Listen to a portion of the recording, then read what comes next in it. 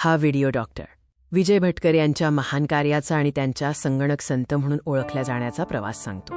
महाराष्ट्र मातीचा तो महान सुपुत्र ज्यांनी विज्ञान आणि अध्यात्माचा सुंदर संगम साधला ते म्हणजे डॉक्टर विजय भटकर. आजच्या तंत्रज्ञानाच्या युगात त्यांना संगणक संत का म्हणतात हे आपण या शैक्षणिक व्हिडिओमध्ये जाणून घेणार आहोत.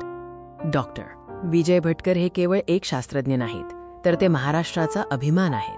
त्यांच्या व्यक्तिमत्वाची खासियत म्हणजे त्यांनी विज्ञान आणि अध्यात्म यांना एकत्र आणून एक आदर्श निर्माण केला. त्यांच्या जीवनातील सर्वात मोठे योगदान म्हणजे परम महासंगणकाची निर्मिती.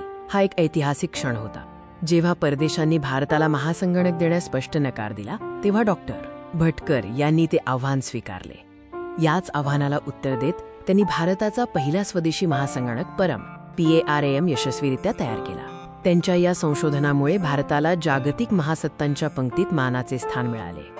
डॉक्टर भटकर यांची विशेषता म्हणजे ते जितके महान वैज्ञानिक आहेत तितकेच अध्यात्माचे गाढे अभ्यासक आहेत. ते संत ज्ञानेश्वर आणि संत तुकाराम यांच्या विचारांचे गाढे अभ्यासक आहेत. त्यांचा ठाम विश्वास आहे की विज्ञान मानवाच्या बाह्य जीवनाला समृद्ध करते तर अध्यात्म आत्म्याला शुद्ध करते.